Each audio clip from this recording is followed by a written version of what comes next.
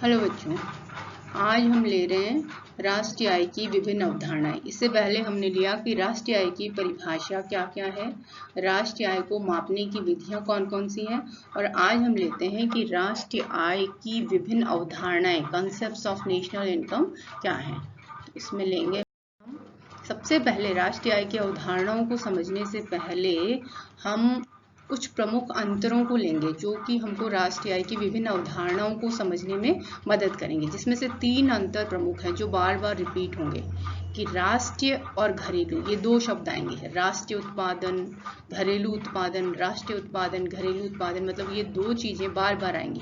तो हमें ये जानना जरूरी है कि राष्ट्रीय और घरेलू में अंतर क्या है, राष्ट्रीय उत्पादन क्या है, घरेलू उत्पादन क्या है, इन दोनों में किस चीज का अंतर है। दूसरा, 2 टर्म आएंगी, सकल और शुद्ध, सकल उत्पादन, शुद्ध उत्पादन, तो इसमें क्या अंतर है। या फिर आएगा बाजार कीमत और साधन लागत की, बाजार कीमत पर सकल उत्पादन क्या है, साधन लागत पर क्या है। इन तीनों को अंतरों को हम विभिन्न अवधारणाओं को समझने से पहले हमको इन तीनों अंतरों को समझना होगा। तो सबसे पहले हम लेते हैं कि राष्ट्र और घरेलू, यदि कहते हैं कि ये राष्ट्रीय उत्पादन है, ये घरेलू उत्पादन है, तो इन दोनों में अंतर क्या है। तो राष्ट्रीय और घरेलू उत्पादन में जो मुख्य अंतर है वो विदेशों से प्राप्त शुद्ध आय का है। विदेशों से प्राप्त शुद्ध साधन आय का मतलब क्या है कि राष्ट्रीय उत्पादन की जब हम बात करते हैं तो इसमें जो उत्पादन होता है वो घरेलू सीमा के साथ साथ विदेशों से जो हमारा आयात और निर्यात होता है वो भी इसमें शामिल होता है। लेकिन जब हम घरेलू उत्पादन की बात करते हैं तो इसमें हम एक देश की घरेलू सीमाओं के अंतर्गत, या ये कहें कि एक देश की भौतिक सीमा के अंतर्गत जितनी भी वस्तुओं और सेवाओं का उत्पादन होता है उसे हम कहते हैं घरेलू उत्पादन। और जब इसमें विदेशों से प्राप्त शुद्ध आय को जोड़ दिया जाता है तो वो बन जाता है राष्ट्रीय उत्पादन। मतलब दोनों में अंतर किसका हुआ, आयात और निर्यात का। विदेशों से प्राप्त शुद्ध साधन आय का मतलब है निर्यात में से आयात को घटा देंगे। निर्यात का मतलब क्या होता है कि एक देश अपने यहाँ पर जो वस्तुएं निर्मित होती हैं उनको दूसरे देशों को भेजता है, इसको हम निर्यात कहते हैं। जब हम दूसरे देशों को अपना सामान भेजते हैं, जैसे मान लो चाय हमारे यहाँ पर होती है, तो चाय का हम दूसरे देश अमेरिका को भेज रहे हैं तो उससे हमको इनकम होगी, आय प्राप्त होगी। लेकिन जब हम आयात करते हैं, जैसे खाद्यान्न तेल है, दालें हैं, इनका जब सरकार दूसरे देशों से आयात करती है तो ऐसी स्थिति में हमको भुगतान करना पड़ता है। तो एक तरह से हम कहें कि निर्यात का मतलब तो क्या है, आय, और आयात का मतलब है व्यय, खर्चा। तो यदि आय में से खर्चे को घटा दें तो हमको प्राप्त हो जाएगा कि विदेशों से हमको प्राप्त शुद्ध साधन आय कितनी है। तो ये तो हुआ विदेशों से प्राप्त शुद्ध साधन आय कि इसका मतलब क्या होता है कि यदि निर्यातों से जो आय होती है उसमें से आयातों पर होने वाले खर्चे को यदि हम घटा दें तो वो आ जाता है विदेशों से प्राप्त शुद्ध साधन आय।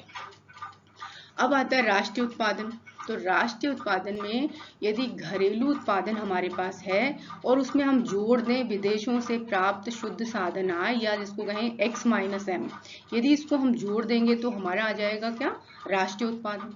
और घरेलू उत्पादन, तो यदि राष्ट्रीय उत्पादन में से हम घटा दें किसको, विदेशों से प्राप्त शुद्ध साधन आय को, तो आ जाएगा हमारा घरेलू उत्पादन। तो ये एक अंतर समझ आया कि राष्ट्रीय और घरेलू उत्पादन में क्या अंतर है। घरेलू का मतलब है एक देश की भौतिक सीमाओं के अंतर्गत जितना भी उत्पादन होता है वो घरेलू उत्पादन कहलाता है, और इसमें मतलब आयात निर्यात को शामिल नहीं करते। ये मान के चलते हैं कि ना आयात होते हैं और ना ही निर्यात होते हैं। लेकिन जब राष्ट्रीय उत्पादन की बात करते हैं तो इसमें निर्यात और आयात को शामिल करते हैं। मतलब निर्यातों से जो आय होती है उसमें आयातों पर जो खर्चा होता है उसको घटाकर हम प्राप्त करते हैं विदेशों से प्राप्त शुद्ध साधन आय। तो साधारण भाषा में ये है कि राष्ट्रीय और घरेलू उत्पादन में अंतर यदि पूछा जाता है तो हम क्या कहेंगे कि विदेशों से प्राप्त शुद्ध साधन आय जो है वो इन दोनों का अंतर है। तो यदि राष्ट्रीय उत्पादन निकालना है, हमारे पास घरेलू उत्पादन है, तो विदेशों से प्राप्त शुद्ध साधन आय को जोड़ देंगे। यदि घरेलू उत्पादन निकालना है तो राष्ट्रीय उत्पादन में से विदेशों से प्राप्त शुद्ध साधन आय को घटा देंगे। तो पहला अंतर ये हुआ राष्ट्रीय और घरेलू में। अब दूसरा अंतर आता है सकल एवं शुद्ध। डिफरेंस किसका है? ग्रॉस और नेट। एक बार कई बार आएगा ग्रॉस नेशनल प्रोडक्ट है, नेट नेशनल प्रोडक्ट है। तो सकल और शुद्ध में क्या अंतर है? सकल और शुद्ध का अंतर जो है वो है स्थायी पूंजी उपभोग व्यय। अब स्थायी पूंजी उपभोग व्यय का मतलब क्या होता है? कि जो पूंजी होती है, पूंजीगत जो सामान है वो क्या होता है? टिकाऊ सामान है और वो लंबे समय तक चलता है। तो उसको हम क्या करते हैं, उसमें पर हर साल उसमें कुछ टूट फूट, यदि हमने कोई मशीन कपड़ा बनाने की खरीदी है तो हर साल उसमें क्या होगा? कुछ टूट फूट होगी, या मशीन क्या होगी?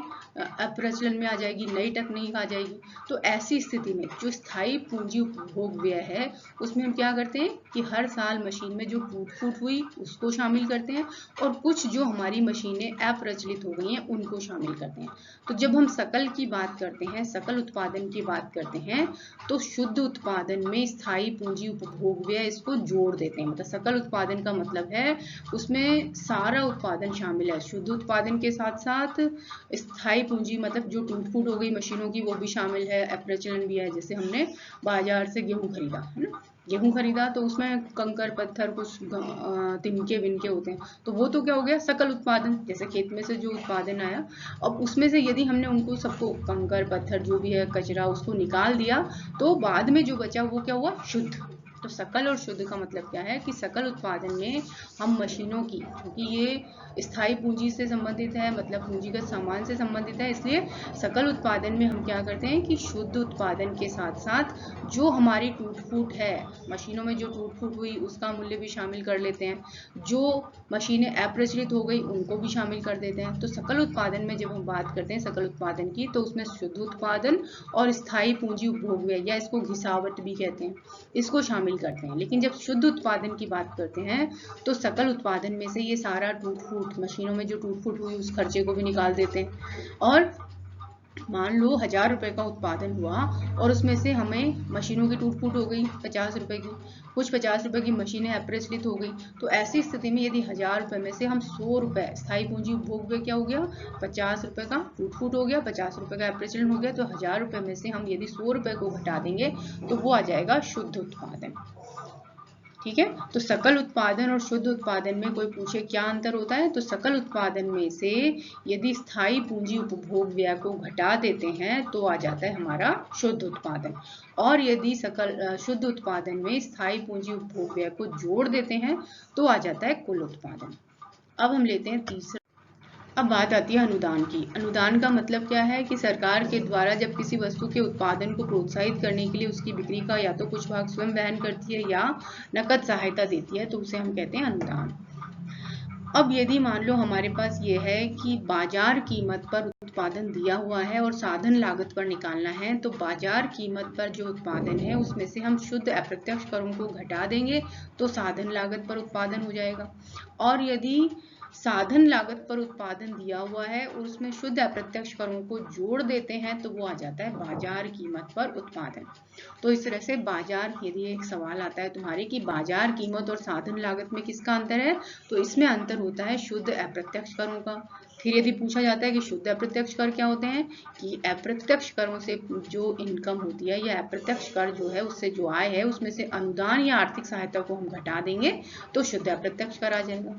अप्रत्यक्ष कर क्या है? जिस कर को एक व्यक्ति से दूसरे व्यक्ति पर टाला जा सकता है, मतलब किसी पर लगाया जाता है, एक व्यक्ति पर एक्स पर लगा, वाई पर उसने उसको शिफ्ट कर दिया, मतलब एक्स व्यक्ति पर कर लगा लेकिन भुगतान उसका वाई ने करा है, तो यह अप्रत्यक्ष कर है। अनुदान का मतलब जो सरकार के द्वारा कुछ वस्तुओं, जैसे सोलर पैनल को सरकार प्रोत्साहित करना चाहती है तो सोलर पैनल की जो कॉस्ट है उसका कुछ भाग सरकार स्वयं वहन कर लेती है। इसी तरह बहुत सारी चीजें होती हैं जिनको सरकार प्रमोट करना चाहती है, उन पर सरकार क्या करती है? अनुदान या आर्थिक सहायता देती है।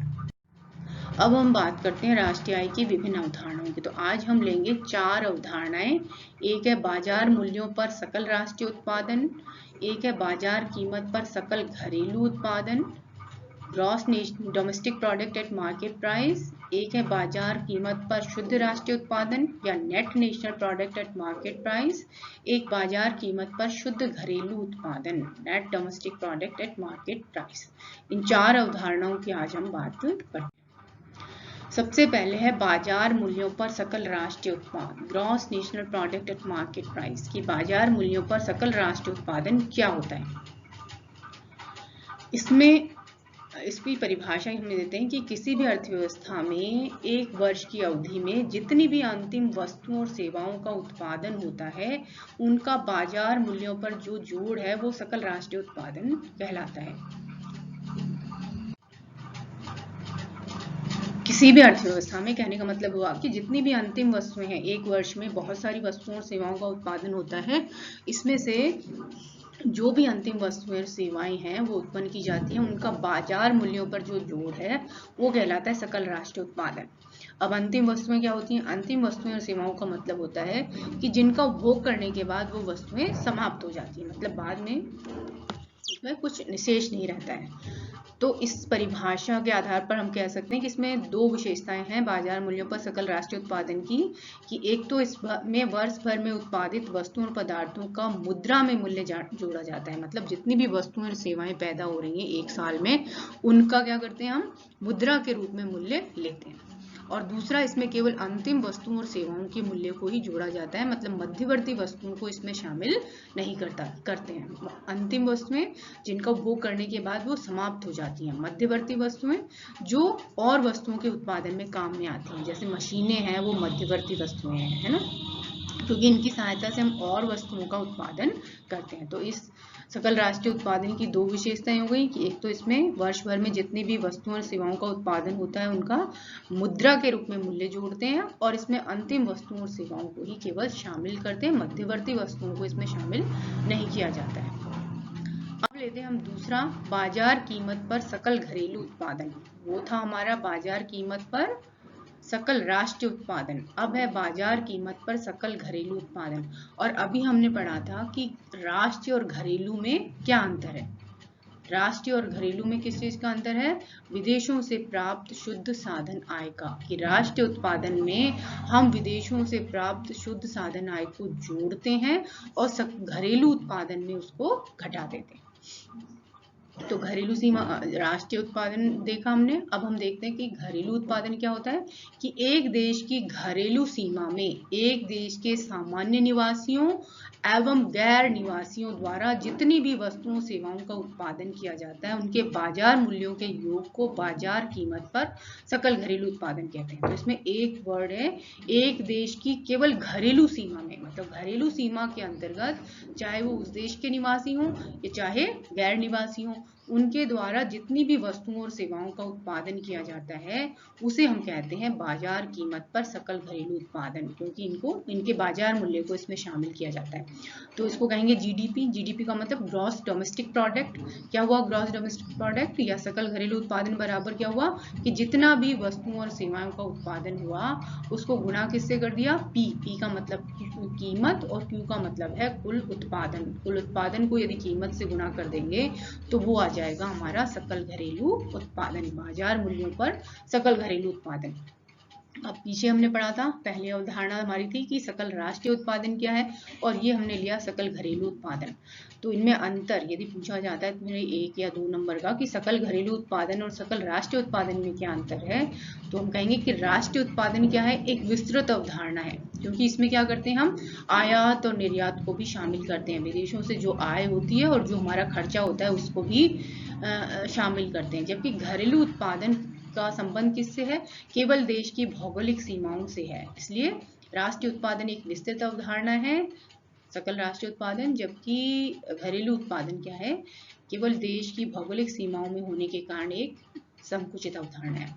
राष्ट्रीय उत्पादन में हम क्या करते हैं, विदेशों से प्राप्त शुद्ध साधन आय को जोड़ते हैं, जबकि घरेलू उत्पादन में हम विदेशों से प्राप्त शुद्ध साधन आय को नहीं जोड़ते हैं। क्यों नहीं जोड़ते हैं, क्योंकि इसके अंतर्गत हम केवल देश की घरेलू सीमा में जो उत्पादन होता है केवल उसी को हम शामिल करते हैं। अब हम लेते हैं तीसरी अवधारणा, बाजार कीमत पर शुद्ध राष्ट्रीय उत्पादन। तो बाजार कीमत पर शुद्ध राष्ट्रीय उत्पादन क्या है, अभी हमने लिया था बाजार कीमत पर सकल राष्ट्रीय उत्पादन, अब है बाजार कीमत पर शुद्ध राष्ट्रीय उत्पादन। तो सकल और शुद्ध का अंतर क्या होता है, हमने देखा पिछले उसमें कि सकल और शुद्ध में अंतर होता है घिसावट या टूट फूट का। जब सकल की बात करते हैं तो उसमें घिसावट और टूट फूट को शामिल करते हैं, लेकिन जब शुद्ध की बात करते हैं, शुद्ध उत्पादन की बात करते हैं तो घिसावट और टूट फूट को उसमें से घटा देते हैं। तो सकल राष्ट्रीय उत्पादन में से घिसावट, टूट-फूट व पूंजी उपभोग व्यय को निकालने के बाद जो बचता है वो कहलाता है शुद्ध राष्ट्रीय उत्पादन। यदि हमारे पास बाजार कीमत पर सकल राष्ट्रीय उत्पादन का मूल्य है तो उसमें से हम क्या करेंगे कि उस अवधि में जितना भी मशीनों में टूट फूट हुई है, अपरचलन हो गया है, जिसको हम घिसावट भी कह सकते हैं, पूंजी उपभोग व्यय, इसके कई नाम है, घिसावट, पूंजी उपभोग व्यय, स्थायी पूंजी उपभोग व्यय आदि को घटाने के बाद जो बचता है वो कहलाता है बाजार कीमत पर शुद्ध राष्ट्रीय उत्पादन।